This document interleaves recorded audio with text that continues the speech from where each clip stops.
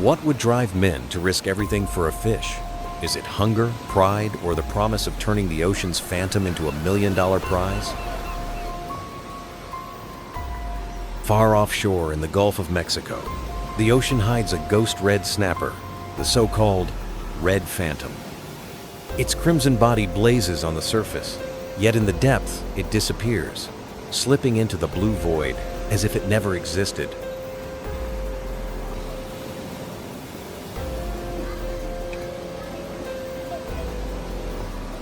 To capture it, fishermen are given just 5 days.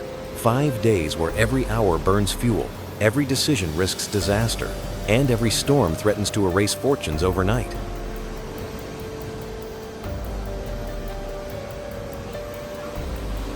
This is no simple harvest. It is a battle against time, currents, and fate itself. For those who dare, the reward is intoxicating. For those who fail, the cost is unforgiving.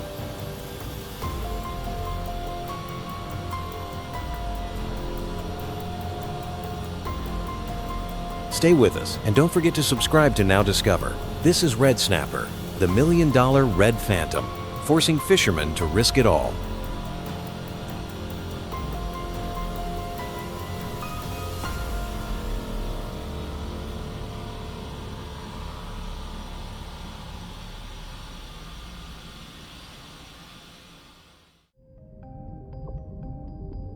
Beneath the surface of the Gulf of Mexico, the red phantom moves like a shifting mirage. Red snapper do not linger in one place. They drift in schools across coral reefs, rocky ridges, and even abandoned shipwrecks, using these underwater fortresses as cover. Their pale crimson glow, so vivid at the surface, dissolves into blue-green shadows, making them nearly invisible at depths of 100 to 600 feet. For fishermen, finding them is less about luck and more about mastering the ocean's rhythm.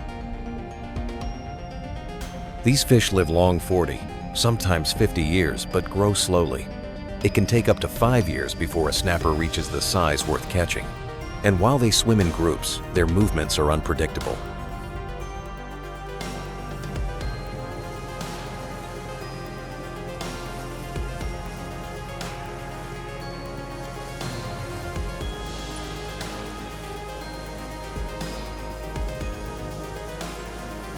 In summer, warming waters pull them closer to shore to spawn. In winter, storms drive them deeper, scattering entire schools overnight. Miss the migration by even a few hours, and the phantom vanishes.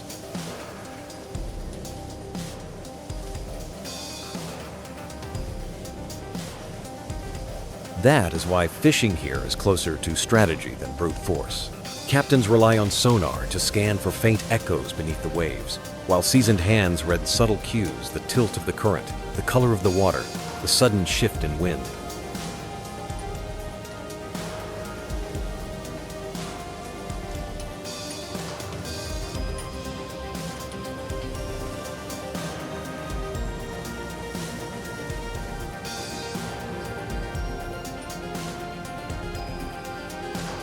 They know that snapper are predators themselves, stalking shrimp, squid, and smaller fish. Where prey gathers, the phantom is never far behind.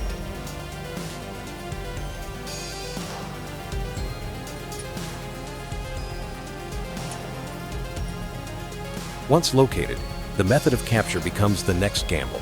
Large trawl nets can sweep thousands of pounds in a single haul, but the catch risks bruising and crushing under its own weight, cutting the value in half.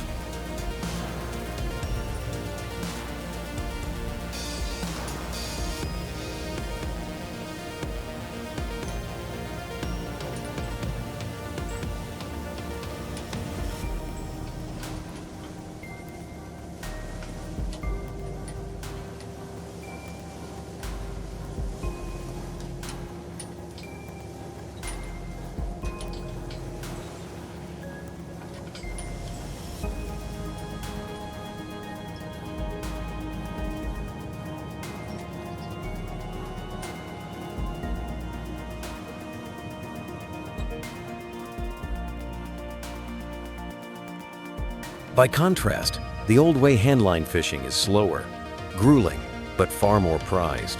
A single line with dozens of hooks sinks precisely to the depth of the school.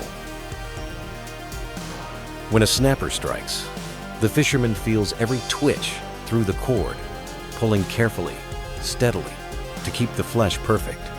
Each fish hauled alive onto the deck can fetch double the price from five-star restaurants in Tokyo or New York. It is patience against exhaustion, skill against the sea itself. Hundreds of lines drop into the abyss, and each tug on the rope is a heartbeat of hope.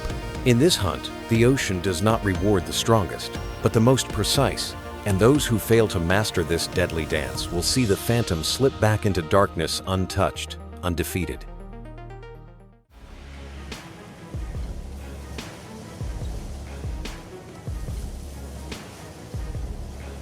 "5 days.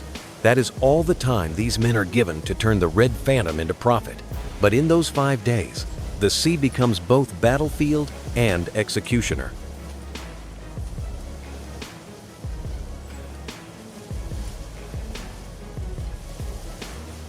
The Gulf may look calm at sunrise, yet by noon, squalls can erupt without warning. Waves slam against steel, winds howl like sirens, and the clock never stops ticking. Every hour lost to weather is money burned, fuel wasted, chances slipping away.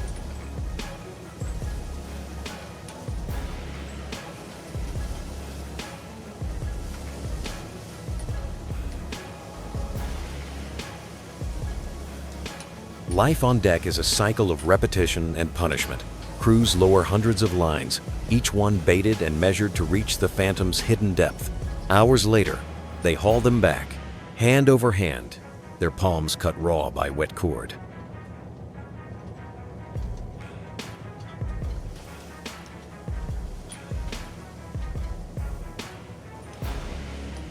Sleep becomes a luxury, 2, maybe 3 hours at a time, stolen in cramped bunks as the boat sways endlessly. Meals are quick bites of cold rice or instant noodles, eaten with one eye on the sonar.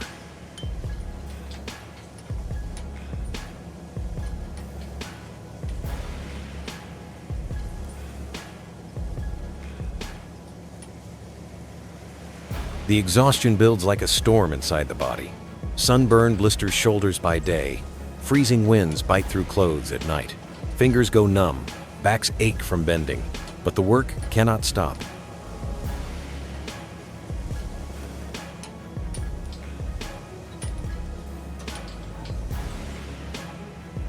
Every catch counts. A single line may yield 10 fish or nothing at all. And when the Phantom slips away, the silence of empty hooks is heavier than any storm.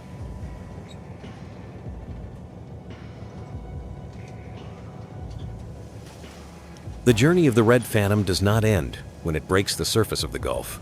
Once on deck, the true work begins. Fishermen carefully sort every catch by size and quality. Those too small are released back into the ocean, while all hauls are recorded under strict government quotas and electronic monitoring systems.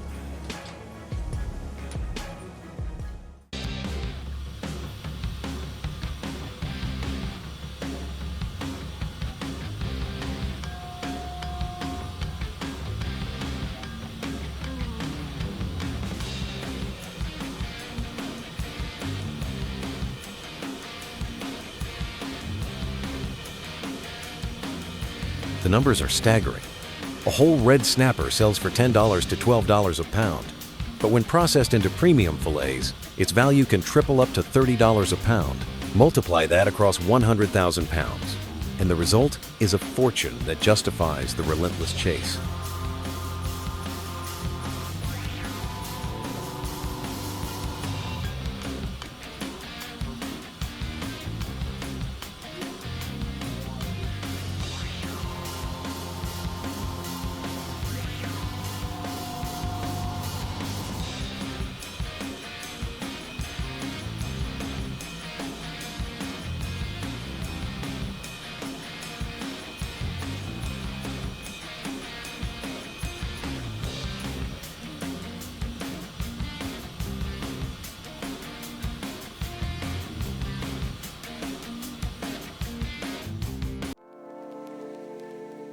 On the other side of the world, chefs treat each cut like a gem.